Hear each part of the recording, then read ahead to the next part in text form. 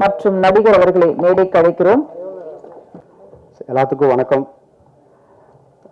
இப்போ first time நான் பேசுகிறேன், அதனால கொஞ்சம் இது மாதிரியா இருக்கு. மேடையில் இருக்கும் எல்லா பெரியவங்களுக்கும் என்னோட வணக்கத்தை தெரிவிச்சுக்கிறேன்.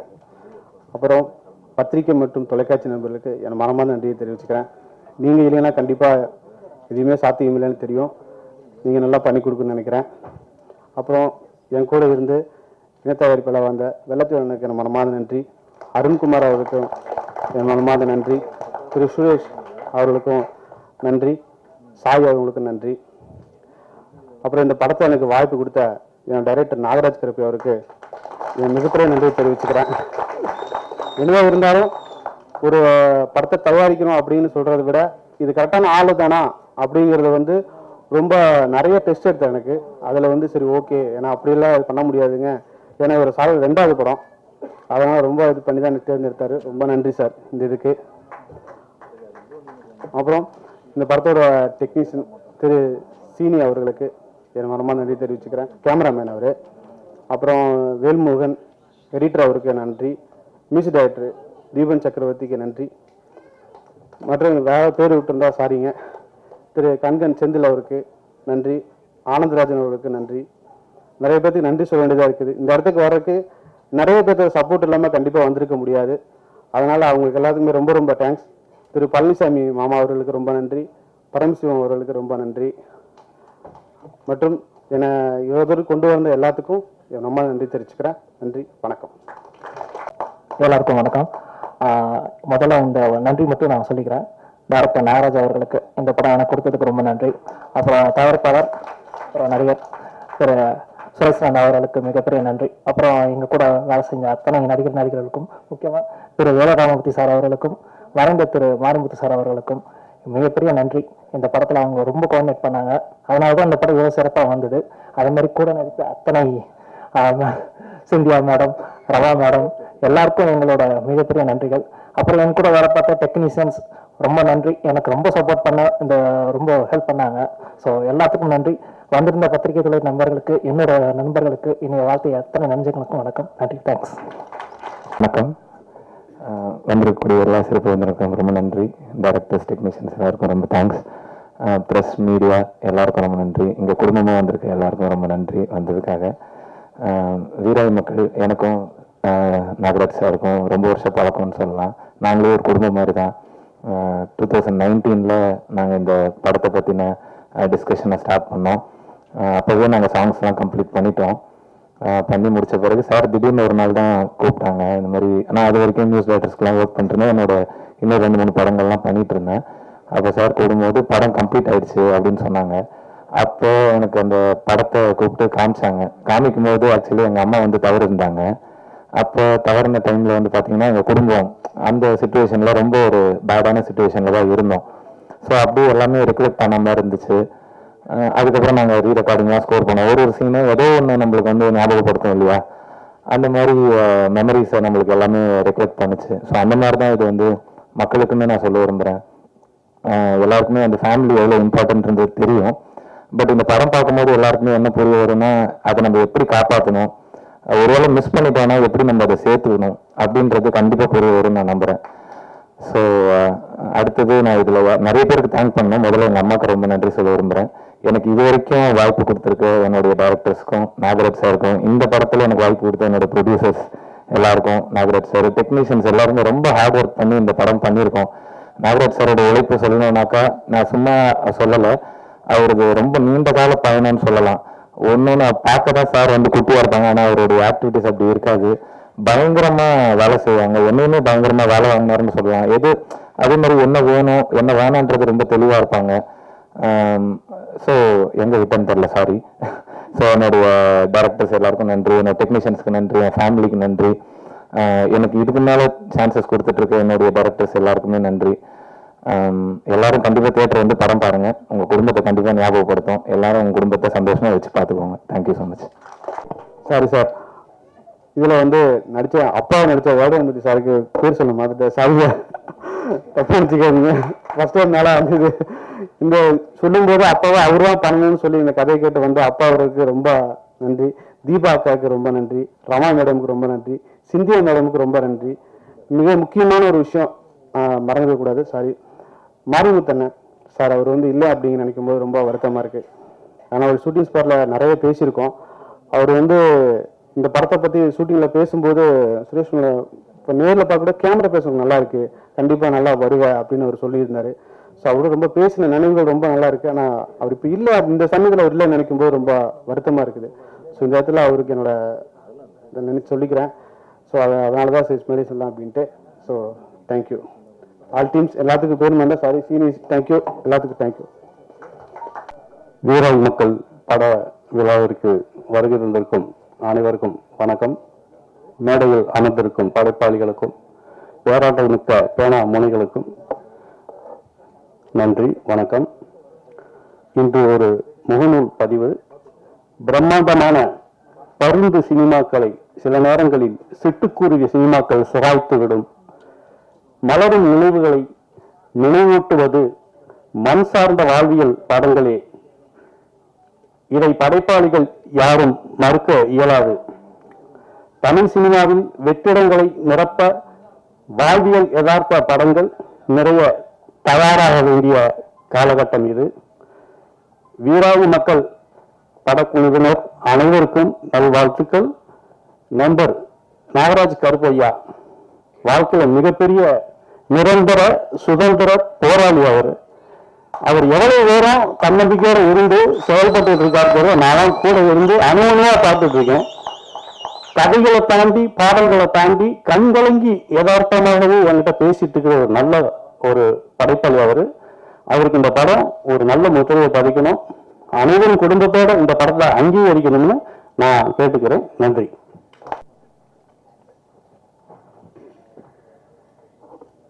மேடையிலே அமர்ந்திருக்கும் அத்துணை பெரியவர்களையும் வணங்கி, பத்திரிகை நண்பர்கள், சகோதரர்கள் எல்லாத்தையும் வணங்கி, இந்த வாய்ப்பு எனக்கு கொடுத்த இயக்குனர் மற்றும் தயாரிப்பாளர்களை வணங்கி,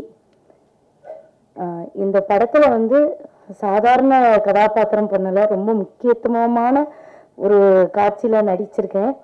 ரொம்ப சந்தோஷமா இருக்கு. பொதுவா இந்த படத்தை பார்க்கும் பொழுது தீபாக்காவா யாரும் பார்க்க மாட்டிய, உங்க வீட்டுல உங்க தங்கச்சி, உங்க அக்கா அப்படின்ற ஒரு எண்ணத்துல உறவுகள் வந்து இன்னைக்கு எல்லாத்துக்குமே பாசம் இருக்கு. இப்போ ஒரு படத்தை காமிச்சாங்க, பெரிய பெரிய மாசு ஹீரோக்கள் வந்தா மட்டும்தான் விசில் சத்தமும் கை ஒலி சத்தமும் வரும். ஆனா 3 சின்ன பசங்க ஒருத்தருக்கு மேல ஒருத்தர் தோல்ல தூக்கி சுமக்கும் பொழுது நம்ம அறியான உணர்வுல ஒருத்தருக்கு ஒருத்தர் கை தட்டணும் பாத்தீங்களா? அப்ப உள்ள பாசம் மறைஞ்சிருக்கு. அதை வெளிப்படுத்துறதுக்கு தான் தவங்குறோம் எல்லாருமே. இத வந்து ரொம்ப அருமையா ஒரு தங்கச்சியா, அண்ணங்கிட்ட பாசத்தை ஏங்குற ஒரு சகோதரியா, ரொம்ப எனக்கு ஒரு முக்கியத்துவமான கேரக்டர் கொடுத்த தயாரிப்பாளர் டைரக்டர் தம்பிக்கு ரொம்ப நன்றி.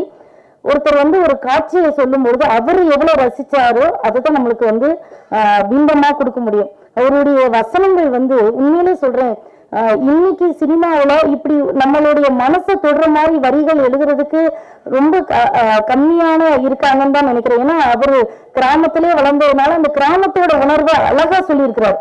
ஒரு நிறைய இடத்துல என்ன மீறி நான் வந்து நானே சும்மா எமோஷன் கேரக்டர் தான், அதனாலதான் அப்படியே கொடுக்குறாங்க. ஆனா நான் ஒண்ணு சொல்லிக்கிறேன், தயவு செஞ்சு இந்த மாதிரி அலுவலக கேரக்டரே திறந்து கொடுக்காதியோ, எல்லாரும் உத்தர குத்திக்காக தீமாக்கால ஒரு அலுவலருக்கு தான் லாய்க்கு அப்படின்னு சொல்லிட்டு, அதையும் தாண்டி நான் வந்து நகைச்சுவை கதாபாத்திரங்கள்லாம் பண்ணணும்னு ஆசைப்படுறேன். என்னமோ தெரியல, உடனே வந்து ஒரு எமோஷனல் கேரக்டரா கூப்பிடு தீ பார்க்காம அப்படின்னு எல்லாரும் நினைக்கிறாங்க. ஏன் தெரியல, ஒருவேளை நல்ல முந்தாடியை தூக்கி வைப்பாரு வைப்பாருன்னு நினைக்கிறாங்களோ என்னவோ தெரியல. ஆனா இதுல ஒவ்வொரு கதாபாத்திரங்களும் நடிக்கும் பொழுது ரொம்ப தம்பி எனக்கு வந்து மருமகனோட நடிக்கும் போதும் சரி, எங்க அண்ணன் கூட நடிக்கும் போதும் சரி, எனக்கு இப்போ ஒரு அண்ணன் இல்லைன்றது கொஞ்சம் வருத்தமா தான் இருக்கு. உண்மையில அந்த மாறி மாறி ஒரு சீன் நடிச்சோம் நாங்க, அது என்னால மறக்கவே முடியாது. அந்த ரொம்ப அழுத்தமான ஒரு கதையை வந்து இந்த படத்துல சொல்லியிருக்கிறாங்க. எல்லாரும் ஆங்கிலத்துல தேங்க்யூ தேங்க்யூன்னு சொன்னாங்க. அக்கா வந்து நன்றின்னு தமிழ்ல சொல்றேன். ஏன்னா தமிழ்ல ரொம்ப அழகான ஒண்ணு சொல்லிட்டு முடிச்சுக்கிறேன். இந்த இன்னன்னா அப்படின்ற ஒரு வார்த்தை இருக்கு. இந்த இன்னன்னா உயர்வு சிறப்புண்மை, இழிவு சிறப்புண்மை, அதாவது எங்கள் வீட்டில் ஜனாதிபதியும் சாப்பிட்டார் அப்படின்னா அது உயர்வு சிறப்புமே.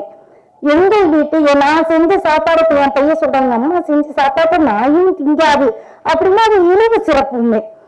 இப்போ நம்ம ஒண்ணு சொன்னா அது இன்னொன்னு கொண்டு வரும். எப்படின்னா, பொருந்தும் நல் மனைக்கூறிய பூவையை பிரிந்தனோ நீயும் அப்படின்னு ராமர் சுக்ரீவனை பார்த்து கேட்டதா கம்பர் எழுதியிருக்கிறார். இந்த நீயும் அப்படின்னா, அப்ப நான் என்னுடைய மனைவியை பிரிந்திருப்பது போல நீயும் பிரிந்திருக்கிறாயா சுக்ரீவா என்பது அதுல அர்த்தம். அதுக்குள்ள அடங்குது. அப்ப ஒண்ணு சொன்னா அது ஒண்ணு கூட்டிட்டு வரும். புரியுற மாதிரி சொன்னா, இப்ப நான் என் பையன்கிட்ட கேட்கறேன், டேய் நீ பாஸ் ஆயிட்டியாடா அப்படின்னு கேட்டா அவன் சொல்லுவான், என்ன பக்கத்து வீட்டுல ரமேஷும் ஃபெயிலு அப்படின்னு சொன்னானா நானும் அது ஃபெயிலுன்னு அடக்கம். அப்ப தமிழ்ல எவ்வளவு அழகு இருக்கு. அந்த தமிழை ரசிங்க. தமிழ்ல இந்த இன்னன்ற ஒரு வார்த்தை இத்தனை விஷயங்களை சொல்லுனா ஒன்னொன்னு எடுத்து பாருங்க, எத்தனை விஷயங்கள். ஒரு நாளடியார்ல ஒண்ணு சொல்லிக்கிறேன், காக்கா கறி சமைத்து கருவாடு மென்று தின்பர் செய்வர். இதுக்கு யாராவது புரியுதா? காக்காவை கறி வச்சு கருவாடோட தின்னுட்டாங்கன்னா செய்வர், இதுதான் எல்லாரும் சொல்லுவாங்க. அது அர்த்தம் இல்ல. காக்கா அப்படின்னா கால் பாகம் காய்கறிய வேக வச்சு அந்த உயிர் சத்து செத்து போகாம அந்த காலத்துல சாப்பிட்டு வாழ்ந்தாங்க, ரொம்ப நாள் உயிர் வாழ்ந்தாங்கன்னு தான் அதுல அடக்கும். இது போலதான் நிறைய மறக்கப்படுது, மறைக்கப்படுது. அது ஏனே தெரியல. உள்ள போய் பாத்தீங்கன்னா தமிழ் அவ்வளவு அழகா இருக்கும், நம்மளுடைய சொந்தங்கள் அவ்வளவு அழகா இருக்கும். தென் மாவட்டத்துல இப்பவும் சொல்றேங்க, நான் இந்த இதை மட்டும் ஒரு முக்கியமான விஷயம் சொல்லிட்டு போயிடுறேன். தென் மாவட்டங்கள்ல கல்யாணம் முடிச்சிட்டீங்கன்னு வச்சுக்கோங்க. இந்த ஊரை பத்தி எனக்கு தெரியாது, நிறைய பேர் நீங்க தென் மாவட்டத்துக்கே சப்போர்ட் பண்ணி பேசுறீங்கன்றீங்க. அப்படி கிடையாது. நான் பார்த்த விஷயத்தான் நான் சொல்ல முடியும். ரொம்ப சின்ன குறுகிய வட்டத்துல இருக்கிறது. பாத்தீங்கன்னா கல்யாணம் முடிச்சிட்டுன்னா மறுபடியும் எங்க அம்மா அப்பா வீட்டுக்கு போனா எங்க அன்னிக்காரி சாப்பிடுன்னு சொன்னாதான் தட்டுல சாப்பாடும் எடுத்து போட்டு சாப்பிட முடியும். இன்னைக்கு அப்படி நிலைகள் இருக்காது. ஏனே தெரியல. எல்லாம் வந்தோட இன்னைக்கு பிரிஞ்சு போயிடுறாங்க. சொல்லி கொடுக்கும் போது இப்ப 7 வயசுல இருக்கிறவங்க இப்ப கல்யாணம் முடிக்கிற பொண்ணு இருந்தா சொல்லும் போது கல்யாணம் முடிச்சுன்னு தண்ணி கொடுத்துன்னு போயிருந்தா அது ஏனே தெரியல. தனியா நின்னா பனைமரம் பலனே கொடுக்காது. பனைமரத்தை பலனை பத்தி நம்ம எவ்வளவோ பேசுறோம். அது மேல இருந்து கீழே வர எல்லாமே பலன் கொடுக்கணும். அப்ப உறவுகளோடு இருந்தாதான் அந்த பனைமரம் கூட பயன்படும். அப்ப நம்ம பயன்படணும்னு நினைக்கிறோமா, பயன்படாத வெறும் மரமாக செத்து போகணும்னு நினைக்கிறோமா அப்படின்னு யோசித்தா இன்னைக்கு போய் இந்த உறவுகளோட சேர்ந்து எல்லாரும் பேசுங்க, பழகுங்க, சிரியுங்க. தாத்தாட்ட பேசுங்க, அங்க ஏதாவது கிடைக்கும். பாட்டுக்கிட்ட பேசுங்க, அங்க ஏதாவது கிடைக்கும். ஏதாவது அந்த அன்பை நீங்க அனுபவிச்சிட்டீங்கன்னு வச்சுக்கீங்களேன், அந்த அன்பை தாண்டி இந்த உலகத்துல எதுவுமே கிடையாது. அது எதுவா வேணாலும் இருக்கலாம். நீங்க வயசு முதிர்ந்துட்டுன்னா நோய்கள் வர்றதுக்கு காரணமே அன்பு இல்லாத ஒரே ஏக்கம். நாங்க அதை நிறைய பேர் ஒத்துக்கவே மாட்டேங்கிறீங்க. அது தங்கச்சி மூலமா கிடைக்கலாம், காதலி மூலமா கிடைக்கலாம், பொண்டாட்டி மூலம் கிடைக்கலாம், யார் மூலமாவது அந்த அன்பு கிடைச்சிச்சுன்னு வச்சுக்கோங்களேன், நம்ம நோய் நொடி இல்லாம ரொம்ப சந்தோஷமா இருப்போம். தயவு செஞ்சு உறவுகளை பக்கத்துல வச்சுக்காங்க, வெறுக்காதீர்கள். இந்த உறவுகள் நம்மளுக்கு கொடுக்கிற பலன் ரொம்ப அதிகம் என்று சொல்லி வாய்ப்பிற்கு நன்றி வழங்கி விடைபெறுகிறேன். நன்றி, வணக்கம். எல்லாருக்கும் வணக்கம். அவங்க தீபா மேடமோட ஸ்பீச் ரொம்ப நல்லா இருந்தது. இந்த படத்துக்கு இதை விட பெரிய ப்ரமோஷன் தேவையில்லைன்னு நினைக்கிறேன். அண்ட் அவங்க வீராவி மேடமும் ரொம்ப நல்லா பேசினாங்க. நாகராஜ் எனக்கு 2006 தெரியும் அவரை. அவரோட ஸ்ட்ரகிளை நான் ஆரம்பத்துலேருந்தே பார்த்துருக்கேன். அஃப்கோர்ஸ் எல்லா டேரக்டரும் ஒரு ஸ்ட்ரகிளை தாண்டி தான் வருவோம். பட் அவர் நிறைய பிரச்சனைகளை ஃபேஸ் பண்ணி வந்திருக்காரு. இன்னைக்கு என் நண்பர் இந்த இடத்துக்கு வந்திருக்கிறது எனக்கு ரொம்ப சந்தோஷம். இந்த படம் அவருக்கு ஒரு நிச்சயமாக அவர் டிசர்வ் பண்ணுற ஒரு பிரேக்கை தரும் நான் நம்புகிறேன். வாழ்த்துக்கள் நண்பா. அண்டு இங்கே இருக்க ஆர்டிஸ்ட் அண்ட் டெக்னீஷியன்ஸ்லாம் பார்க்கும்போது ஒரு பெரிய நம்பிக்கை வருது இந்த படத்து மேலே. எக்ஸாம்பிள் வேளாளமூர்த்தி சார் அண்டு இவங்கெல்லாம் இந்த படத்தில் இருக்காங்கனால இந்த படம் ரொம்ப நல்லா இருக்கும்னு ஆடியன்ஸ் நம்புகிறாங்க. ஆனால் அந்த தீபா மேடம் அந்த வீராவி அவங்க எல்லாமே இந்த படத்துக்கு ஒரு பெரிய சப்போர்ட்னு நினைக்கிறேன். அண்டு இந்த ப்ரொடியூசருக்கு பெரிய நன்றி, நாகராஜ்க்கு இந்த படம் கொடுத்ததுக்கும். எல்லா ப்ரொடியூசர்ஸ் 2-3 பேர் இருந்தீங்க. ஸோ எல்லாருக்கும் பர்சனல் தேங்க்ஸ். ஏன்னா இந்த மாதிரி படம் பெரிய வெற்றி வரணும். ஏன்னா மண் சார்ந்த கதைகள் அவ்வளோ பேர் இன்னைக்கு வரதில்லை, முன் வரதில்லை. அண்ட் அதுக்கு இப்போ லெனின் என்னோட நல்லா பேசுவார். ஸோ ரவி மீரே சார், பேரரசு சார்லாம் கண்டிப்பாக நிச்சயம் நல்லா பேசுவாங்க எல்லாம்.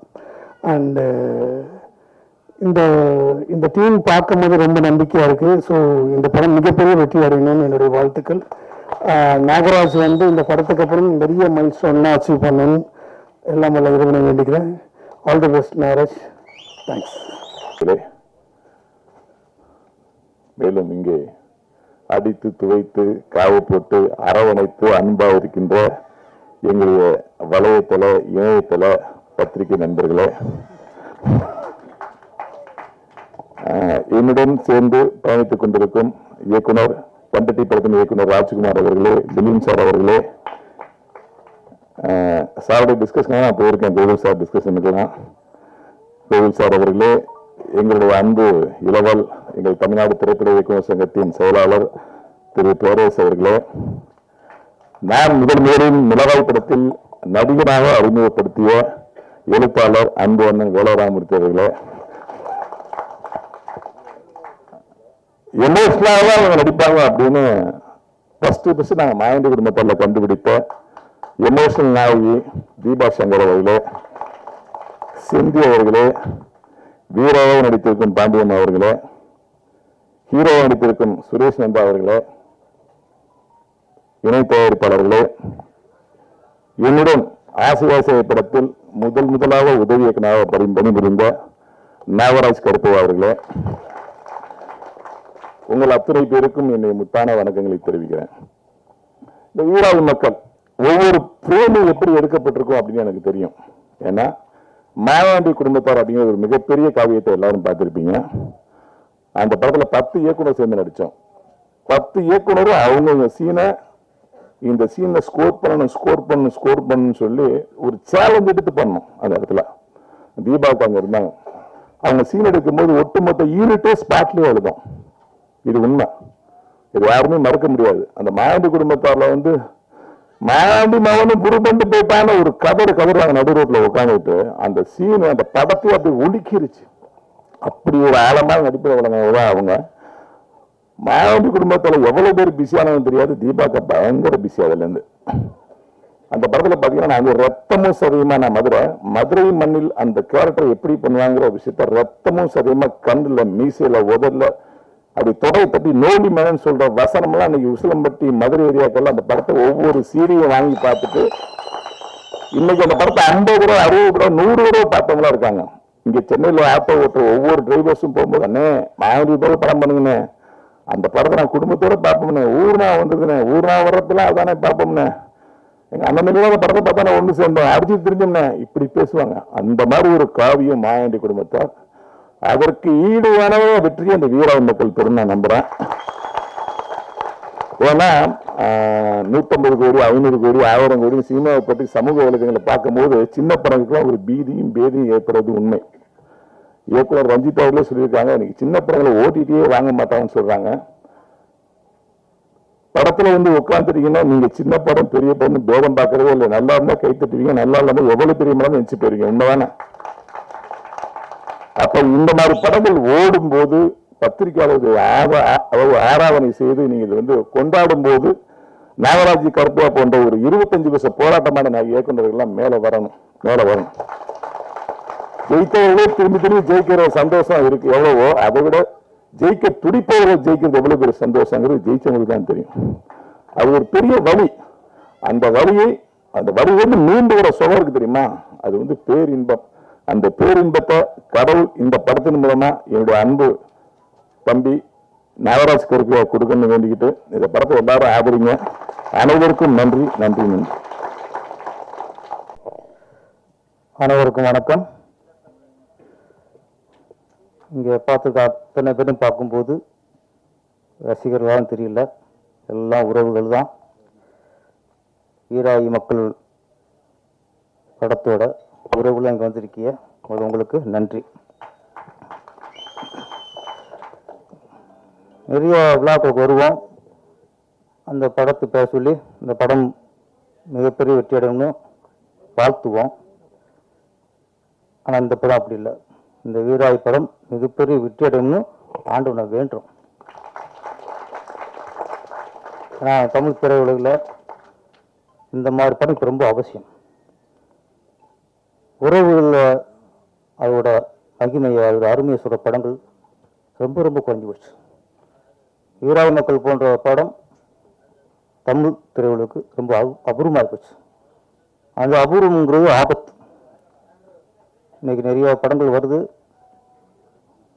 துப்பாக்கி கலாச்சாரம், கஞ்சா கலாச்சாரம், வன்முறைகள், யார் யார் எவனை கடத்துறான்னு தெரிய மாட்டேங்குது, எவனை கொட்டுறான்னு தெரிய மாட்டேங்குது. கொடுறதில் பல விதத்தை காட்டுறாங்க. இப்போ எப்படி வெட்டுறது, எப்படி நறுக்கிறது, எப்படி புதைக்கிறது எல்லாம் காட்டாங்க. உறவு வளர்க்குறதுங்கிறது யார் காட்டுறாங்க? அதுக்கு ஒரு இயக்குனர் வேணும்ல. அதுதான் நம்ம நாகராஜ் கருப்பையா. உண்மையில அவர் நடிச்சு ரொம்ப பெருமைப்படுறேன். என்ன இந்த சூழலில் எல்லாருமே வியாபாரம் ஆயிடுச்சு. ஒரு நல்லதை சொல்லி சம்பாதிக்கணும் இல்லாமல் எப்படி சம்பாதிக்கணும், படத்தை எப்படி ஹிட்டு கொடுக்கணும், எப்படி படத்தை ஓட வச்சிடணும், எதாவது பேசி பில்டப் பண்ணி படத்தை ஓட வச்சிடணும், அதில் சம்பாதிச்சிடணும். சம்பாதிச்சு எப்படி சம்பாதிக்கலாம், அதில் ஒரு நியாயம் இருக்கணும், தர்மம் இருக்கணும். நியாயம் சம்பாதிக்கிற பணம் தான் அது சம்பாத்தியம். குறுக்கு வழியில் வேறு மக்கள் ஏமாத்துறது சம்பாதிக்கலாம், சம்பாதிக்கணும் கொள்ளை, அப்படி நிறைய இதெல்லாம் வருது. இந்த சூழலில் நம்ம நாகராஜ் கருப்பை ரொம்ப மனசார நான் வாழ்த்துறேன். இந்த மாதிரி இருக்கணும்னா வெற்றி எடுக்கத்தான் தமிழ் திரையுலகின் தரம் உயரும்.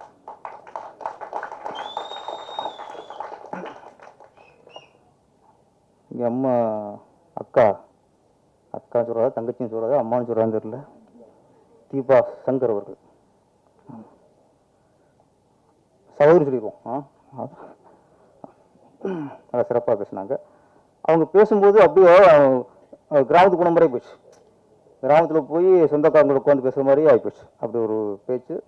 அது ஒன்று சொன்னாங்க, என்னடா பாஸ் ஆகிட்டியா அப்படின்ட்டு. பக்கத்து வீட்டு வினோத் பெயிலுமா, அது பரவாயில்ல. சிலர் இருக்காங்க, என்னடா பாஸ் ஆகிட்டியா, அம்மா ராத்தியா இருக்கு ஒன்றுமே தெரியலம்மா. அவ்வளோ பிரியாணிலாம் ஆள் இருக்காங்க கிராமங்களில். நம்மலாம் இங்கேருந்து பெரிய வசனம் எடுத்தா கிராமங்களில் பேசாமல் இருக்கு பஞ்சு டைலாக்கு. அது வேற ராமச்சந்திரலாம் தெரியும். பட்டு அடிப்பாங்க. நம்ம மிரண்டுவோம், இவ்வளோ சாப்பாடு அடிக்கிறாங்கன்ட்டு. அவங்களாம் கொண்டு தான் நாங்களாம் காலி. இங்கே இருக்க இயக்குனர்லாம் போக வேண்டியதான். அவன் வேறு வரக்கு வாய்ப்பு இல்லாமல் வழி இல்லாமல் இருக்கானுங்க. இங்கே கொண்டாந்து இறக்குனா, கிராமத்தில் இறக்குனா ஒட்டுமொத்த இயக்கம் காலி. அவ்வளோ விஷயத்தில் இருக்காங்க. எங்களால் ஒரு வீரியம் உள்ளவங்க. நிறைய விஷயங்கள் பேசினாங்க. வீராய் மக்கள் கிராமங்களில் ஒரு 200 குடும்பம் இருந்துச்சுன்னா அது 20 குடும்பத்தை ஆம்பளை பிரச்சனை சொல்லுவாங்க. அந்த குடும்பம் இந்த குடும்பம். பெரும்பாலான குடும்பத்துக்கு பொம்பளை தான். வள்ளியம்ம குடும்பம், மூக்காய் குடும்பம், ஆமாம் இது ராக்காய் தோட்டம், இது செண்பக வயல். பொம்பளை பிரச்சனை தான் கிராமம் சொல்லுவாங்க. ஏன்னா பெண்கள் தான் ஆளுமை, அவங்க தான் ஆளுமை. குடும்பங்களையும் உறவுகளையும் கட்டி காக்கிறது பெண்கள் தான். அதனால கிராமங்களில் ஆம்பளைங்க பல பேர் இருக்கும். என்ன கூட சரி, பொம்பளை பேர் சொல்லுவான். சொன்னாரு சார் இன்னார் மகன், எனக்கே அப்படித்தான்.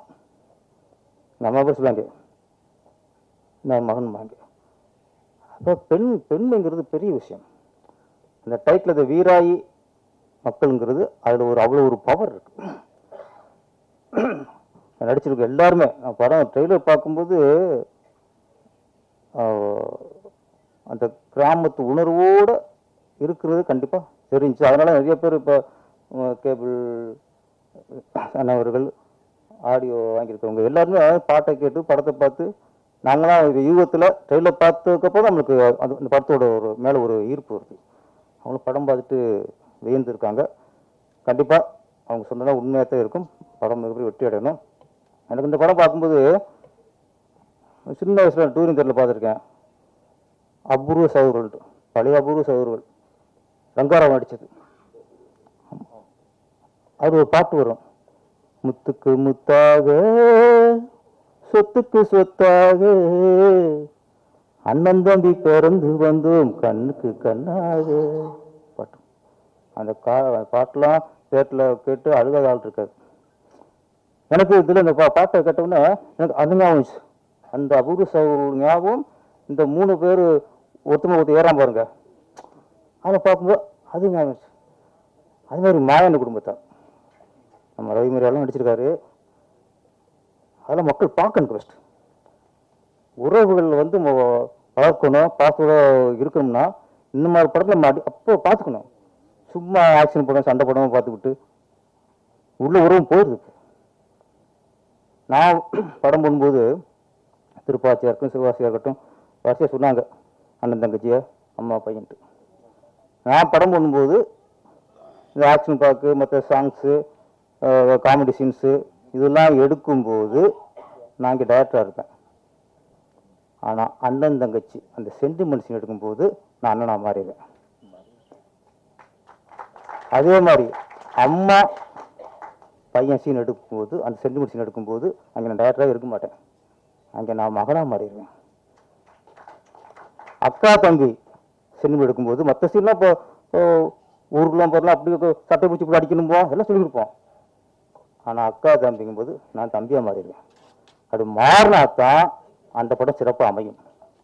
இந்த படத்தை பொறுத்த வரைக்கும் நம்ம நாகராஜ் கப்பி அவர்கள், நானாவது மொத்த படத்தில் ஒரு 20% தான் ஒரு அண்ணனா தம்பியா மகனா மாறி இருப்பேன். இந்த ஆள் மொத்த படம் மாறி இருக்கான். மொத்த படம் டேரக்டர் இல்லை, மொத்த படம் உறவே மாட்டாங்க. அந்த மாதிரி இருக்கிற நம்ம கொண்டாடணும். இன்னைக்கு கிராமங்களில் நம்ம கிராமத்தை பெருசாக பேசுகிறோம், கிராம உறவுகளை பெருசாக பேசுகிறோம். அது இன்னைக்கு எந்த அளவுக்கு இந்த உறவுகளை விரிசல், உறவுகளை பிரிவு அங்கே எப்படி தனிமை ஏற்பட்டுருக்கு. முன்னெல்லாம் கிராமங்களில் ஒரு வீட்டில் கல்யாணம் அப்படின்னு முடிவாயிட்டா வெள்ளிக்கிழமை கல்யாணம்னா செவ்வாய்க்கிழமையே அந்த வீட்டில் 20 பேர் கூடிடுவாங்க. அதுக்கு கல்யாணத்துக்கு முத நாள் 40 பேர் இருப்பாங்க. சித்தப்பா சித்தி, அந்த பசங்க இந்த பசங்க குடும்பத்தில் அத்தனை வேலை பார்க்குங்க, ஒவ்வொன்றும் வேலை பார்க்குங்க. இன்னைக்கு வெள்ளிக்கிழமை 10 மணிக்கு கல்யாணம்னா வெள்ளிக்கிழமை 9 மணிக்கு தான் வரான் வீட்டுக்கு சொந்தக்காரங்க. உண்மை இல்லையா? நான் பார்க்குறேன், நான் கிராமத்தான் தான் வழியோட பார்க்குறேன். அப்போ கல்யாணத்துக்கு வந்து முடிஞ்ச என்ன பண்ணுறான், அப்போ கல்யாணம் முடிஞ்சதுக்கு அப்புறமும் 2-3 நாள் இருப்பாங்க வீட்டில் சொந்தங்கள், 20 பேர் இருப்பாங்க. கொஞ்சமாக கூறாங்க. கல்யாணத்துக்கு மறுநாள் 30 பேர் இருப்பான், அதுக்கு அடுத்த நாள் 20 பேர் இருப்பான், அதுக்கு அடுத்த நாள் 10 பேர் இருப்பான். ஒரு வாரம் கழிச்சு தான் இந்த குடும்பம் மட்டும், என்ன குடும்பம் அவங்க மட்டும் இருப்பாங்க. ஆனால் இன்னைக்கு கல்யாணம் முடிஞ்சுன்னா என்ன பண்ணுறாங்க, எப்படா சாப்பிட்டு மொய் எழுதிட்டு ஓடுவான், பந்திக்கு இடு வரான். கல்யாணத்துக்கு மறுநாள் அந்த அப்பா அம்மா மாப்பிள்ளை பொண்ணு அவங்க அண்ணன் தம்பி கூட இருந்தால் அந்த குடும்பம் மட்டும் தான் வீட்டில் இருக்குது, வேற உறவு எதுவுமே இல்லை. உண்மையா இல்லையா? எல்லாமே இங்கே கிராமத்தில் இருக்கவங்க தான். இதான் பரவாயில்லைங்க. ஒரு வீட்டில் திடீர்னு சாவு விழுந்துடும், அது திரும்பி விழுவாங்க, திரும்பி செத்துருவாங்க. சாவு விழுந்த உடனே வந்துடும், உறவுலாம் வந்துடும், கூடும், சாவு எடுத்து அடக்கம் பண்ணிடுவாங்க. மறுநாள் அந்த சாவு வீட்டில் மறுநாள் ஒரு 15-20 வரை இருப்பாங்க. ஏன்னா பையனை பறி கொடுத்தவனோ, அப்பனை பறி கொடுத்தவங்களோ, பொண்டாடை பறி கொடுத்தவங்களோ அந்த குடும்பம் காப்பி தண்ணி சாப்பிடாது. அப்போ இந்த சொந்தம் தான் காப்பி போட்டு, அக்கா காப்பி கொடுக்கா, ஐயா கொஞ்சம் ஒரு இட்லி சாப்பிடியா, ஆத்தா கொஞ்சம் தண்ணி விடியா குடித்தா, கெஞ்சி அவங்க சாப்பிட மனசு இருக்காது. இவங்க வற்புறுத்தி கொஞ்சம் கொஞ்சமாக ஒரு 1/2 இட்லியோ 1 இட்லியோ சாப்பிட வைப்பாங்க. இன்னைக்கு ஒரு வீட்டில் யாரும் இறந்துட்டா வர்றாங்க, கூடுறாங்க, அடக்கம் பண்ணிட்டு அப்படியே போயிடறாங்க. மறுநாள் அந்த குடும்பத்தில் அந்த குடும்பம் மட்டும் இருக்கு, ஒரு காப்பி போட்டு கொடுக்குறதுக்கு ஆள் இல்லை. யாரு ஒரு பையனை பறி கொடுத்த அம்மாவுக்கு காப்பி போட்டு குடிக்குமா? அப்பாவை பறி கொடுத்த மகளை பொண்டாட்டிய அவங்களுக்கு காப்பி போட்டு சாப்பிடுவாங்களா? இதுதாங்க உறவு, இதுக்கு தான் உறவு. அந்த உறவு எங்கே போச்சு? எங்கே இருக்கு? பசியோடு இருக்கும்போது ஆறுதலா அரவணைப்பா நான் அதை சோறு கொடுக்குற அந்த உறவு போச்சுங்க, போச்சு. இந்த மாதிரி படங்கள் சொல்றேன், வீராயி மக்கள் மாதிரி படங்கள் வந்தால் தான் அந்த ஊரில் அருமை தெரியும், பாசத்தின் பெருமை தெரியும். எல்லாத்தையும் தொலைச்சு நிற்கிறோம், ஓடுறோம் சம்பாதிக்கிறோம், கடைசி எங்கேயும் நிற்க போகிறோம்? ஒன்றுமே லைஃப். உறவுகளோட அதை அரவணைச்சு நல்லது கெட்டதுக்கு கூட இருந்து அது ஆதரவு இருந்தால் தான் அது உறவு, இல்லைன்னா அது பேர் உறவே இல்லை. அதுக்கு என்ன பேர் சொல்றதுன்னு தெரியல எனக்கு.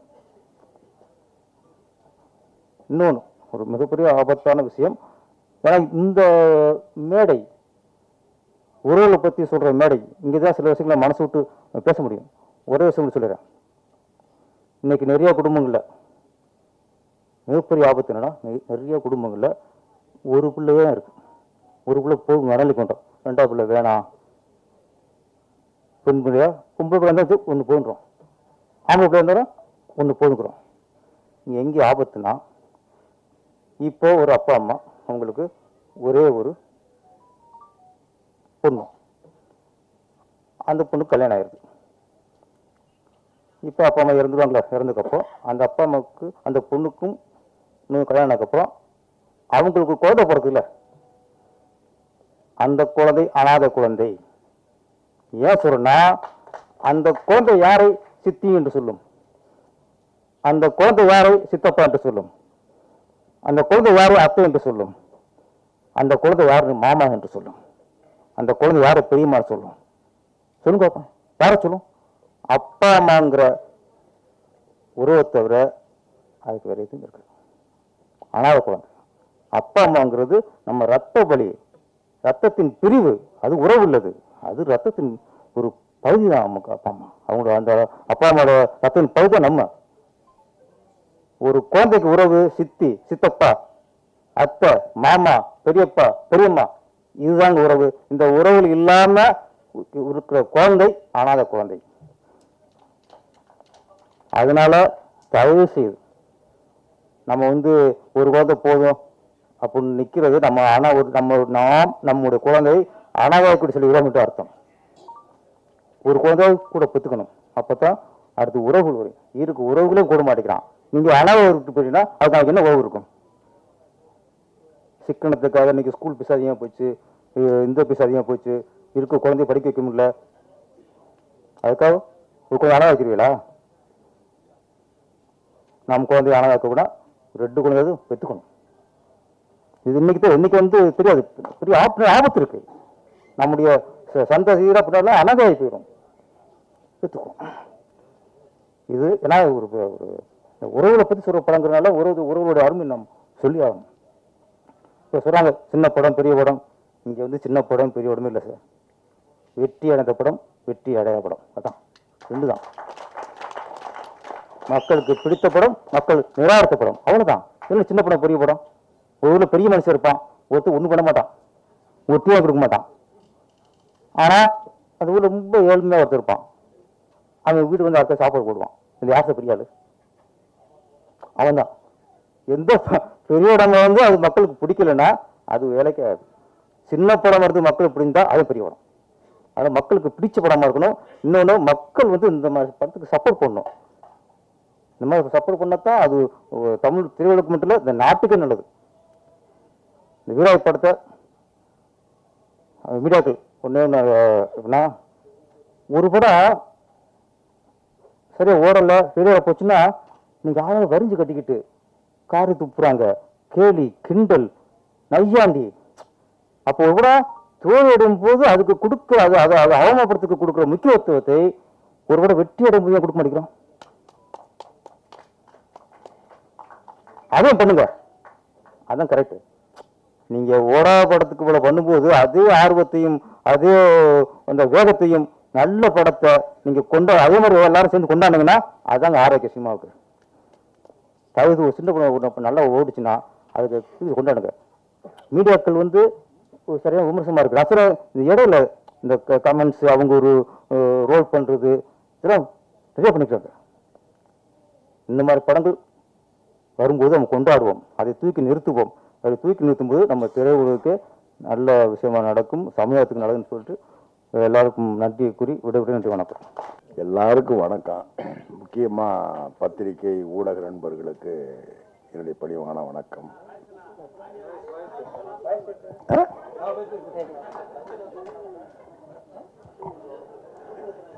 இந்த மேடையை எனக்கு மிக நெருக்கமான, மனசுக்கு பிடிச்ச மிக நெருக்கமான இயக்குநர்கள்லாம் நிறைஞ்சிருக்கிறீங்க. எத்தனை இசை வெளியீட்டு விழாவில் இத்தனை இயக்குநர்கள் இப்படிப்பட்ட ஆட்கள் உட்கார்றது அறிவு. ஒருத்தர் 2 பேர் முக்கியமான ஆள் இருப்பாங்க, அப்புறம் 2-3 பேர் இருப்பாங்க, இப்படி இருப்பாங்க. ஆனால் எனக்கு மனசுக்கு பிடிச்ச அத்தனை பேர் வரிசை எடுத்துக்கல. இது ரொம்ப அடிக்கடி எனக்கு என்னுடைய பழக்கம் என்னன்னா, நான் அந்த போனை போட்டுக்கிட்டு ஹீரோக்கள்கிட்ட என்னை இயக்கிய டைரக்டர்கிட்ட கூட நம்பர் வாங்கிக்கிறது இல்லை, தொடர்பில் இருக்க மாட்டேன். என்னை முதலாக கொண்டு போய் சினிமாவில் இழுத்து விட்டவர் ரவிகோயா. இந்த மிளகாயின்னு ஒரு படத்துல எங்க ஊருக்காரரு, அவ அம்மா எங்க ஊரு, அம்மா பிறந்தது திருநாளி, எங்க ஊர். இப்போ வீராயி மக்கள் பேசின எல்லாரும் இந்த படம் வாழ்வியலை சொல்லுது, உறவு முறையை சொல்லுது, அந்த குடும்ப விஷயங்களை சொல்லுதுன்னு ஒவ்வொருத்தரும் பேச பேச பேச பேச ஒரு இயக்குனர் இந்த படத்தை இயக்குனர் என்ன பண்ணிருக்கணும், கேட்க அப்படி கம்பீரம் பண்றணும், அப்படி சந்தோஷமா நின்றுக்கணும் இல்லையா? இந்த நாகராஜ் மூஞ்சில இல்ல சந்தோஷம் இருக்க யாரா பாத்தீங்களா? சிரிக்கவே இல்லை. ஒவ்வொருத்தரும் பேச பேச மரியா பேசுறது, பேரரசு பேசுறது, வரிசையா சந்தியா பேசுறது, கோவில் வரிசை பேசுறதெல்லாம் இப்படி அழுகிறாரு. கண்ணீர் தான் வரல, பொங்குது வரல. ஏன்னா அவரு அந்த புதுக்கோட்டைக்காரரு அந்த அறந்தாங்கி அந்த மக்களையும் மண்ணையும் எல்லாரும் சொல்லுவோம், எழுத்தாளர்கள் சொல்லுவோம், மண்ணையும் மக்களையும் அப்படியே பிசைஞ்சு நான் கொடுத்துருக்கிறேன், எழுதியிருக்கிறேன்னு சொல்லுவோம், எல்லாரும் சொல்லுவோம். ஆனால் அதாவது இந்த புற விஷயங்களை எழுதி போடுற எழுத்தாளர் நிறையா இருக்கான். இந்த உள்ளுக்குள்ள இருக்கிற சின்ன சின்ன அந்த உணர்வுகள் இருக்கு பார்த்தீங்களா, ஆத்தாளுக்கும் பிள்ளைக்கும் உள்ளது, என்ன அண்ணனுக்கும் தங்கச்சிக்கும் உள்ளது, அண்ணனுக்கும் தம்பிக்கும் உள்ளது, இந்த உறவுகள் நுட்பமா பிடிச்சு கொண்டு போய் இந்த ஆள் படம் பண்ணியிருக்காங்க. அதாவது இவர் எழுதி கொடுக்கிற வசனங்களெல்லாம் டெவலப்லாம் பேசிட்டு நானும் தீபாக்கா பாண்டியக்கா எல்லாரும் நாங்க பேசுறோம் அழுவோம். இவர் அந்த டெவலப் சிரிச்சுக்கிட்டே கொடுப்பாரு. இவர் சிரிச்சுக்கிட்டே கொடுக்குற அந்த டெவலப் எல்லாம் நாங்க பேசுற போதெல்லாம் நடிக்கிற போது அழுவோம். என்ன இப்படி உண்மையிலேயே இன்னொன்னு தமிழ் இன்னைக்கு இருக்கிற தமிழ் சினிமாவில ஆளை பாருங்க, 2வது படம் பண்ணி அடையாளம் தெரியாம நிக்கிறாரு. என்ன இவர் ஒரு மிகப்பெரிய கதை சொல்லி இன்னொன்னு இவரை மாதிரி வாழ்ந்த வாழ்க்கையை மொழிக்குள்ள கொண்டு வந்து வசனங்களுக்குள்ள கொண்டு வந்து பாத்திரங்களை ஆக்கி காட்சியாக்குறதுல பெரிய வல்லவன். இந்த படத்துல நடிக்கிற போது வீராவி நாட்டாளுக்கு நான் தலப்பில்லை. இந்த படத்துல எனக்கு என்னுடைய சினிமா கேரியர்ல இது ஒரு முக்கியமான படமா அமையும். அப்படி எனக்கு சொல்ற போதெல்லாம் சாதாரணமா சொன்னாரு. போய் நான் அந்த படத்துல நடிச்சு முடிச்சுட்டு வெளியே வர இது ஒரு தமிழ் படமா நினைக்கலங்க. தமிழ் படத்துல நடிச்ச ஃபீலே எனக்கு இல்லை. ஏதோ ஒரு மலையாள படத்துல, ஒரு பெங்கால் படத்துல, ஒரு ஈரான் பிலிம்ல பண்ண மாதிரி ஒரு ஆண்டருக்கு வேலை இல்லை. இந்த படத்துல செட்டுக்கு வேலை இல்லை, காஸ்டியூம் வேலை இல்லை. பெரும்பாலும் நாங்க எல்லாரும் ஓன் காஸ்டியூம் போட்டு நடிச்சிருக்கோம். ஆமா, அந்த வீடுகளும் திண்ணைகளும் கூரைகளும் உடஞ்ச ஏணி படிகளும் தெருக்களும் அப்படியே அந்த வெள்ளத்துல பூரா அந்த குலசேகர மண்டலத்தாங்க தான் போயிருக்கிறோம். அந்த ஏரியாவிலும் வீரசிகாமணி அந்த ஏரியாவிலும் ஷூட் போனது. எந்த இடத்துலையும் ஒரு அழகான கட்டடத்தை, புது கட்டடத்தை அவர் வீராவி மகன் பெரியாளு ஒரு பெரிய ஒரு சுமாரான வீட்டை காட்டு நடந்தவர். அந்த ஓட்ட வீடு, அந்த ஓட்ட திண்ண என்ன அப்படி நாங்க எங்களுக்கு யாருக்குமே நடிக்க தோணல. அதுலயும் தீபாக்காவும் பாண்டியக்காவும் பண்ணியிருக்காங்க பாருங்க. பாண்டிய காலம் பாத்தீங்கன்னா எனக்கு உங்க வயசு என்ன கேட்கணும், ரைட்டு. என்னைய விட அவங்க குறைஞ்சது 15 இளமையா இருப்பார் நினைக்கிறேன். கவியா கூட சொன்னாங்க 70 வயது ஆரோக்கியமா எப்படி இருக்கு வேற. எனக்கு 72 வயசு. 73 வயசு எனக்கு. இல்லை உன்னோட அவங்க 15 வயசு கம்மியாக தான் இருப்பாங்க நினைக்கிறேன். எனக்கு ஆட்டாவை நடிக்கிறாங்க.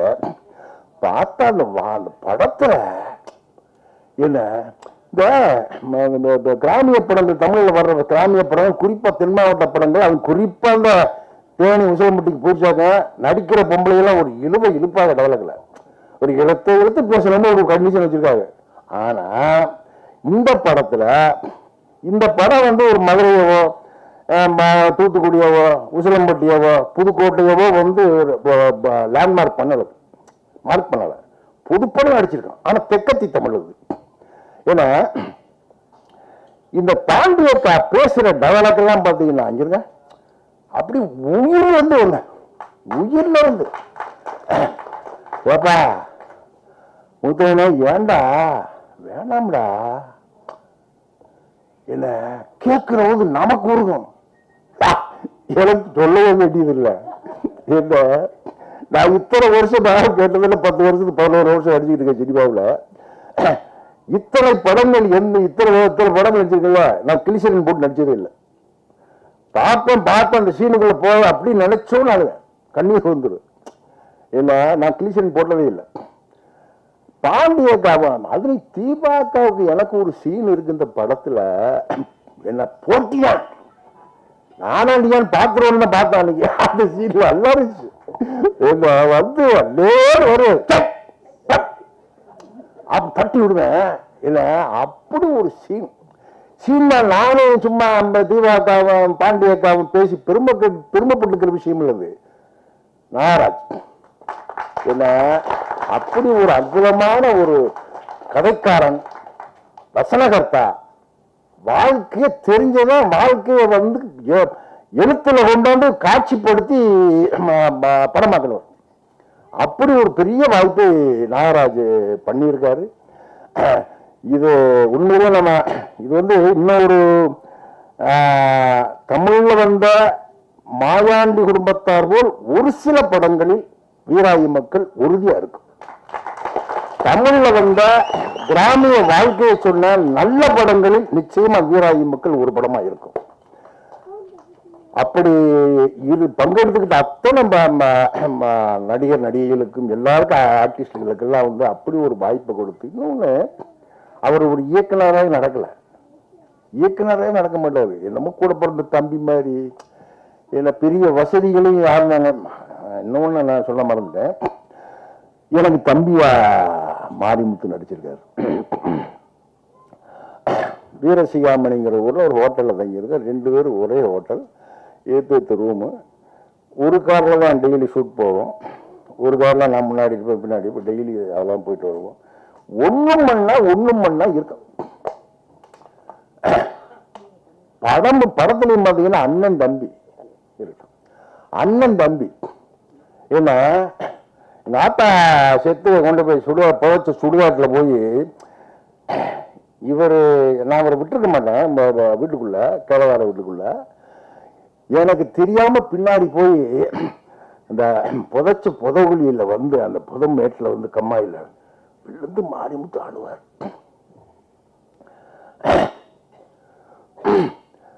நானு உண்மையிலேயே மாரிமுத்து வந்து ஒரு நையாண்டி அப்படி அடிச்சுட்டு போறவரு அழுகுறாரு.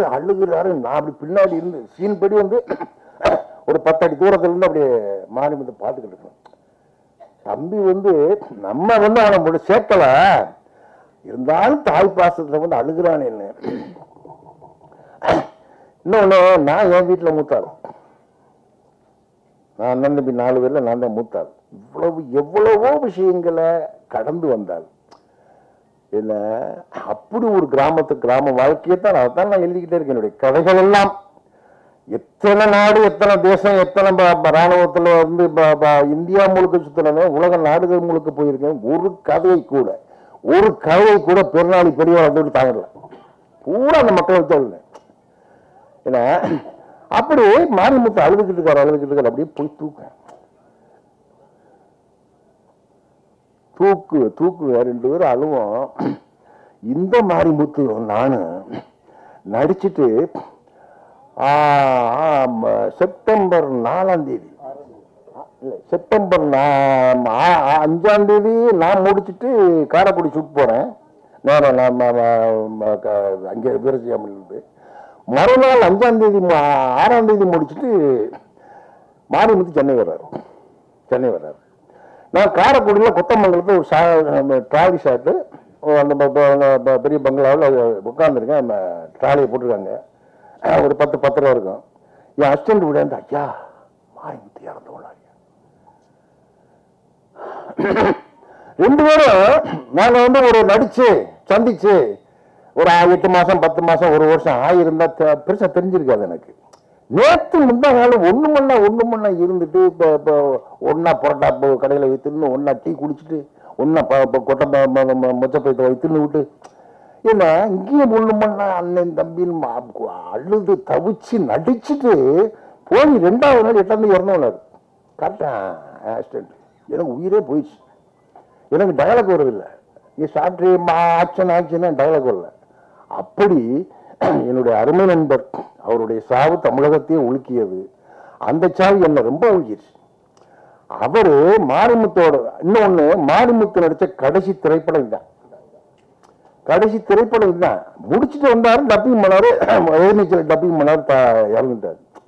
என்ன அவர் ஒரு அற்புதமான நடிகன். அவருடைய பங்களிப்பு எல்லாம். இன்னொன்னு எப்படித்தான் நாகராஜ் வந்து எப்படித்தான் திட்டம் போட்டாருன்னு தெரியல. கரெக்டா அந்த கேரக்டருக்கு ஏத்த ஆர்டிஸ்ட் பிடிக்கப்பட்டார். அப்படி பிடிச்சு போட்டுருக்காரு எல்லா பேரும்.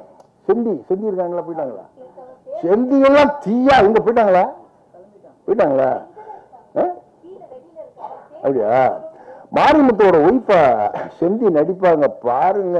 அந்த குடும்பத்தை கலைச்சு விடுற பொம்பளை. ஆமா, பார்த்தா உண்மையிலே எனக்கெல்லாம் அவ்வளவு உண்மை சினிமா கோவம் வராது, உண்மையான கோவம் வருது. அப்படி பேசுறது அப்படி எல்லாரும் வாழ்ந்திருக்காங்க. நானும் அதுல இருக்கிற முக்கியமான கதாபாத்திரமா. அப்புறம் ப்ரொடியூசரு இந்த படத்தின் ஹீரோ சுரேஷ் நந்தா வந்து கோயம்புத்தூர் இருக்காரு. அவர் மூஞ்சியை பாருங்க, கோயம்புத்தூர் ஒரு மாதிரி இருக்காரு, எங்க ராமநாதர் மாதிரி இருக்காரு. அப்படியே முதல்வத்தூர் கம்பளிக்காரர் மாதிரி இருக்காரு மூஞ்சி. நம்ம நாட்டு மூஞ்சி, நம்ம ஊருக்கு ஏற்ற அந்த ஃபேஸ். ஏன்னா அவர் இந்த ட்ரெயிலர்ல பார்த்துருப்பேன், காதலிச்சுக்கிட்டு தர்றாருல ஒரு சாங்ல. இந்த காதல் தான் நாங்கெல்லாம் காதலிச்சோம். கிராமத்து காதல் தானே. அந்த இதில் பாருங்க நீங்க, இப்படியே 2 பேரும் அந்த ஹீரோ அந்த பொண்ணு இல்லையா, ஏன்னா 2 பேரும் அப்படி போய்கிட்டே இருக்காங்க, நடந்துகிட்டே இருக்க எப்படி இருக்காங்க. எந்த இடத்துலையும் தொடல, ஒரு இடத்துல அப்படி தொடுவ பாரு சல்லு நாக பாம்பு சல்லு திரும்பும். அது வேற சிரிச்சுக்கிட்டே கூடமான அலைஞ்சுக்கிட்டே தெரியுது, கவலைச்சுக்கிட்டே தெரியுது. இப்படி தொட்டவன அப்படி பாம்பு மாதிரி செய்யணும். அதுதான் கிராமத்துக்காக. ஏன்னா இத எப்படி நாகராஜ் வச்சிருக்காரு பத்தியா, இத எப்படி பண்ணியிருக்காரு பத்தியா சுரேஷ். அவருக்கு மிகப்பெரிய எதிர்காலம் இருக்கு.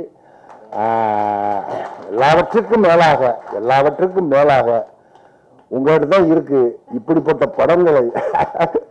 என்ன இது மாதிரி ஆர்டிஸ்டுகளை, இயக்குனரை ஏன்னா நீங்க தான் கொண்டு போய் மக்கள் மத்தியில் கொண்டு போய் பெரிய வெற்றியை பெற்றுத்தரணும். இந்த விழாவுக்கு வந்து நான் ஆக்சுவலா மறந்துட்டேன், மதுரையில் இருந்தேன்.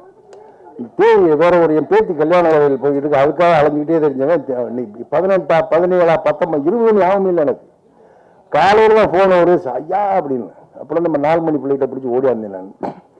ஏன்னா மிகப்பெரிய சந்தோஷம் இந்த படம். இந்த சந்தோஷம் இந்த படம் பெற வெற்றியில இருக்கணும். அதற்கு உங்க ஒத்துழைப்பெல்லாம் வேணும், உங்களுடைய வாழ்த்துக்களும் அன்பும் வேணும். எல்லோருக்கும் நன்றி, வணக்கம். எல்லாருக்கும் வணக்கம். மேடையில் அமர்ந்திருக்கும் மரியாதைக்குரிய அன்புக்குரிய இயக்குநர்களுக்கும் வீராய் மக்களை கதாபாத்திரங்களை என் கதையை திரையில் உயிரோட்டமாய் உருவாக்கி காட்டிய கலைஞர்களுக்கும் மற்றும் பத்திரிகை ஊடக நண்பர்களுக்கும் படத்தின் தயாரிப்பாளர் சுரேஷ் நந்தா அவர்களுக்கும், இணை தயாரிப்பாளர் அண்ணன் மிளைத்துறை அவர்களுக்கும், அருண்குமார் அவர்களுக்கும், சுரேஷ்குமார் அவர்களுக்கும், சாய் அவர்களுக்கும், என்னுடைய குழுவினருக்கும் என்னுடைய நன்றியை தெரிவிக்கிறேன். நீராவி மக்கள் இது நான் பார்த்த வாழ்க்கை தான். எங்கள் கிராமத்தில் அரணாங்கிலிருந்து 35 கிலோமீட்டர் இருக்க ஒரு கிராமம் தீயத்தூர். அங்கே வானம் பார்த்த பூமி, ஆனால் வருஷம் மழை பெஞ்சிடும். அந்த மண்ணில் நான் பார்த்த மனுஷங்களுடைய வாழ்க்கை தான் வீராய் மக்கள். அவங்களுடைய கோபம், அவங்களுடைய பாசம், அவங்களுடைய அன்பு, அவங்களுடைய அழுகை, இதுதான் வீராய் மக்களாக வந்திருக்கு. அளவன்ற சொல்லுக்கு அமுதான்னு ஒரு படம் பண்ணேன் ஒரு 7 வருஷத்துக்கு முன்னாடி. நல்ல ரிவ்யூஸ் கிடைச்சிது எனக்கு அந்த படத்தில். பத்திரிகைகள் எல்லாருமே அந்த படத்தை பிரமாதமாக எழுதியிருந்தாங்க. ஆனால் கமர்ஷியல் ஹிட்டு கிடைக்கல எனக்கு. ஒருத்தர் படம் பண்ணிட்டு பண்ணாமல் எவ்வளோ கஷ்டப்படலாம், படம் பண்ணிட்டு கஷ்டப்படுறது ரொம்ப கடினமான ஒரு வழி. அதை கடந்து நான் வந்துடணும்னு தீவிரமாக நான் எனக்காக தான் வீராய் மக்கள். இது முழுக்க முழுக்க மண் சார்ந்த வாழ்வியல சொல்ற ஒரு படமா வந்திருக்கு. எப்பவுமே எல்லாத்துக்குமே கனெக்ட் ஆகிற ஒரு விஷயம் சென்டிமெண்ட். அந்த சென்டிமெண்ட் எல்லாத்துக்குமே ஒரே தான். அது கிராமம் நகரம் எங்க இருந்தாலும் அந்த சென்டிமெண்ட்டை கரெக்டாக சொன்ன இயக்குநர்கள் மிகப்பெரிய லெவலில் ஜெயிச்சிருக்காங்க. நான் பார்த்த படங்கள் தான் எனக்கு இன்ஸ்பிரேஷனாக இருந்திருக்கு. கிழக்கு சீமையிலே, வருஷம் 16, கேளடி கண்மணி, ராசாவின் மனசுல, கிழக்கு வாசல் அப்படின்னு 90களில் நான் பார்த்த படங்கள் தான் எனக்கு சினிமாவுக்கு நோக்கி என்னை தள்ளிச்சு. இளையராஜா அவர்களுடைய இசையும் எனக்கு மிகப்பெரிய இன்ஸ்பிரேஷன் கொடுத்து சினிமா மேலே நான் வர்றதுக்கு. அந்த தேடிகளோட சினிமாக்குள்ள வாய்ப்புகள் தேடி அலையும் போது என்னை முதலாக அசிஸ்டன்ட் டைரக்டராக சேர்த்துக்கிட்ட ரவிமேய சார் இங்கே வந்திருக்காரு. அவருக்கு என்னுடைய நன்றி. சூப்பர் ஹிட் ஃபிலிம்ஸில் நான் முதல் அசிஸ்டன்ட் டைரக்டராக ஒர்க் பண்ணேன். அதுவும் எனக்கு பெரிய சந்தோஷமாக நிறைவு கொடுத்துச்சு.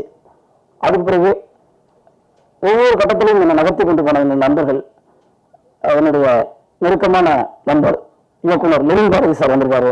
அவருக்கு நன்றி. கோகுல் சார் கூட நாங்கள் நிறைய ட்ராவல் ஆகிருக்கேன். நாங்கள் சக்தியின் படத்துலேருந்து ஒன்றா ஒர்க் பண்ணோம். நான், கோகுல் சார், திரு சார் எல்லாமே ஒர்க் பண்ணோம். ஸோ அப்போலேருந்து கோகுல் சார் என்னுடைய கதைகள் மேலையும் என் மேலையும் மிகப்பெரிய நம்பிக்கையை வச்சிருந்தார். எனக்கு எப்பவுமே நல்ல ஒரு கைட் பண்ணிகிட்டே இருப்பார். சுசீந்திரன் சார் இந்த ஸ்டேஜில் இல்லை, அவர் எனக்கு முக்கியமான ஒரு சினிமாவில் வழிகாட்டியாக இருந்தார். அவருடைய ஆதரவால் காதல் செய்யும் பாண்டியனாடும் எனக்கு பெரிய சினிமா மேலே ஒரு நம்பிக்கையை கொடுக்கறதுக்கு ஒரு பெரிய ஒரு உந்துதலாக இருந்தது. அந்த படத்தில் நான் அவர் கூட இருந்தேன். இந்த படத்தை பற்றி சொல்லணும்னா, தானகாந்தி சார் வீராய் மக்கள் கதை எழுதிட்டு நான் தயாரிப்பாளர் சுரேஷ் நந்தா அவர்கிட்ட நான் சொல்லும்போது அவர்கிட்ட நான் சொன்ன ஒரு விஷயம்னா, இந்த கதையில் வேலா சார் இல்லாமல் இந்த படத்தை நம்ம ஸ்டார்ட் பண்ண போக முடியாது, அதுக்கு நீங்கள் எந்த ஆர்டிஸ்ட் கொடுத்தாலும் நான் ஒத்துக்க மாட்டாங்க. ஏன்னா அந்த உடல்மொழியை, அந்த மண்ணுடைய அந்த பாடி லாங்குவேஜை அவருக்கு தான் நான் பார்த்துருக்கேன் சினிமாவில் சமீப கால படங்கள்லாம். மலையாள கூட்டமும் கிடாரி 2 படம் போதும் அவர் சிறந்த நடிகர்னு எல்லாத்துக்கும் சொல்றதுக்கு. அப்படி ஒரு எக்ஸ்பிரஷன்ஸ் அந்த வேலை இருக்கும். அந்த 2 படமும் எனக்கு பயங்கரமா பெரிய இதாச்சு. எமோஷனலா கோபமான வேலாசார அப்படியே சாந்தமான அன்பான ஒரு பாசமான மனுஷனை நான் காட்டணும். நான் மருதமுத்து இந்த கேரக்டரை அவர் பிரமாதமா ஸ்கிரீனில் கொண்டு வந்து சேர்த்துட்டார். அது மிகப்பெரிய இந்த படத்துக்கு ப்ளஸ்ஸாக அமைஞ்சிருக்கு. அப்புறம் தீபாக்கா அவங்கள பற்றி சொல்லணும்னா, கிராமங்களில் அண்ணன் தம்பிகளுக்குள்ள பிரச்சனை, உறவுமுறைகளுக்கு சிக்கல்கள்னா அதில் ஃபர்ஸ்ட் பாதிக்கப்படுறது தங்கச்சி தான். ஏன்னா ஒரு அண்ணன்கிட்ட பேசினா இன்னொரு அண்ணன் கோச்சிப்பாரு, இன்னொரு தம்பி கோச்சிப்பான். அப்படி உடம்பு கிடக்கும் போது அந்த அத்தைகளுடைய பெயின் இருக்குல்ல, அதை நான் கண்ணாடி பார்த்துருக்கேன். நம்ம ஊருக்குள்ளே போனாலே எங்கள் அத்தைகளை பார்த்து அழுகிட்டு போவாங்க. எங்கள் குடும்பத்தை கொஞ்ச நாள் பேசலை, எதுக்கு அழுகிறாங்களே தெரியாது.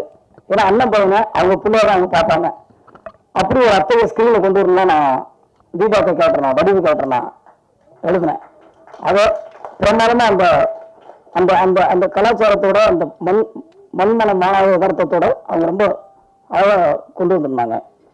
அப்புறம் மாரிம் சார், அவர் இந்த ஸ்டேஜில் இருக்கணும் ரொம்ப ஆசைப்பட்டோம். அவருடைய இழப்பு ரொம்ப ஈடு செய்ய முடியாத ஒரு இழப்பாக ஆயிடுச்சு.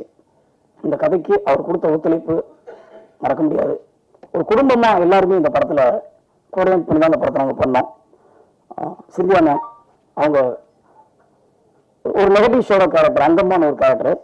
அதை வந்து அது கிராமத்திலாம் பார்த்தீங்கன்னா ஒரு சண்டை ஒரு ஆரம்பிச்சாங்கன்னா யாரோ ஒரு ஆடு மேய்ஞ்சதுக்கு, ஒரு கோழி மேய்ஞ்சதுக்கு, ஏதோ ஒரு சின்ன ஒரு விஷயம் நடந்திருக்கும்.